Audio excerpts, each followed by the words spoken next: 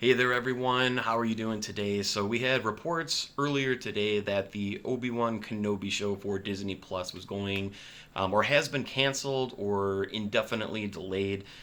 Later on, it came out that the show is not canceled, possibly could be a delay in production, but we're definitely still getting the show. And I just wanted to share my thoughts on that here. I've been on YouTube for a little bit here, kind of doing stuff with movies, and I've been really wanting to do stuff about Star Wars because Star Wars is really in such an odd state right now. So I want to share my thoughts on these things too. So I'm going to be keeping up with all the Star Wars news, talking about Star Wars stuff. And we'll start with Kenobi just because of the news that dropped today and kind of went back. But as far as the show itself, I'm really excited to see Ewan McGregor step back into that role. I think it's awesome that he's going to hop on Disney Plus and they're going to do this show. I really feel that this is going to work a lot better as a show with an episodic show rather than doing this as a movie, which was originally planned. I can't see that being a movie. Only because I feel like you run into the same problem that you had with Solo. Solo was like one giant commercial to advertise us for the movie that we would have wanted to go see. I'm not a huge fan of Solo. There's some stuff in there I liked, but ultimately they left you at the end wanting to see that story. That if you're gonna make a Solo movie, give us the Jabba the Hutt story. That's what we would want to see. That's what everybody was waiting for. Instead, we got a 2.5 hour commercial pumping us up for that, and that's what I would worry about with an Obi-Wan Kenobi movie, is that it would just be one giant setup just to buy you into the next movie. They wouldn't be focusing on making just one solid movie and then make a next one if it works out. It would be one giant cliffhanger to get you to buy into the next movie and they just try to franchise it. Doing it as a series works much better, I feel, because you can make it more episodic. And if you continue the series, great. If not, we're going to have a lot more room to kind of flesh things out. So in that regard, I'm excited for this show. I want to see Ewan McGregor back as Obi-Wan. The things that make me worry about this show is Disney keeps saying, all right, we're moving on. We're past the Skywalker saga now. We're going to go create our own expanded universe and such, but they want to keep playing in George's sandbox. Use the universe, but let's get some new characters. Let's get some new things. Let's step outside of, the time span that we've all known from episode 1 through episode 6 and now through episode 9. Let's get out of this timeline here.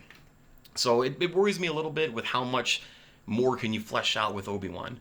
We've got plenty of Obi-Wan. You've got his entire story from the prequels and the original trilogy. You know exactly what his arc is. Between episodes 3 and episodes 4, he sits on Tatooine watching over Luke, making sure Luke is okay, and he's living as a hermit.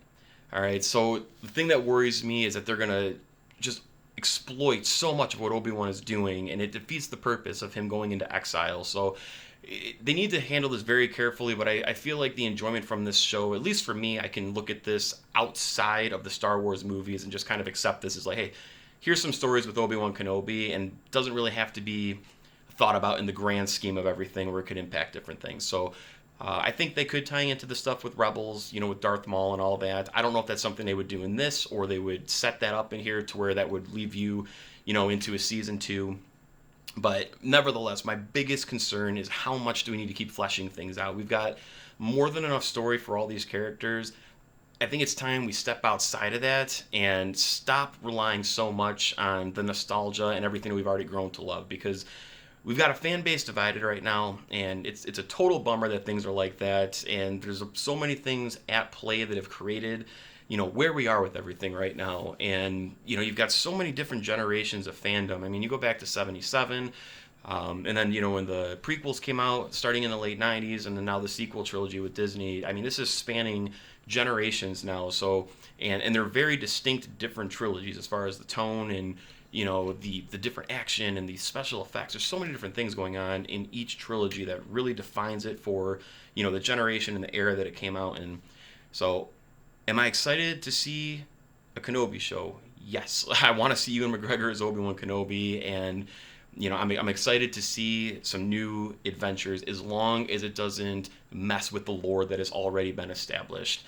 I feel Solo kind of played in that a little too much, where they over-explained so many things and everything had to have some kind of a purpose, and I really don't feel you need to do that. Just the same thing with Obi-Wan. We don't need to see Obi-Wan sitting on Tatooine and then he's going to leave Tatooine and go do all these space adventures, or Vader finds out he's on Tatooine and he's got to go fend off Vader, whatever the case might be. I hope they handle this carefully enough to where we get some fun Obi-Wan adventures, but it does not take away from the fact that he is a hermit living on Tatooine. So I hope this is just handled with care, and not too fleshed out. I don't want it to be so overly fleshed out where it's like, hey, we've got 17, 18 years of time here. Let's just exploit all of this because there's so many things that could happen. Yes, there are so many things that could happen, but he's there as a hermit, just like Yoda going to Dagobah. Do we need to see, like a Disney Plus series with Yoda on Dagobah and says, oh man, actually, like there's all these extra Sith we didn't know about, and now Yoda's going out fighting Sith, and then he comes back to Dagobah. The whole purpose for the ending of Revenge of the Sith is that, the Jedi realized they had lost. Sidious had overcome everything against all odds and infiltrated everything from the inside out.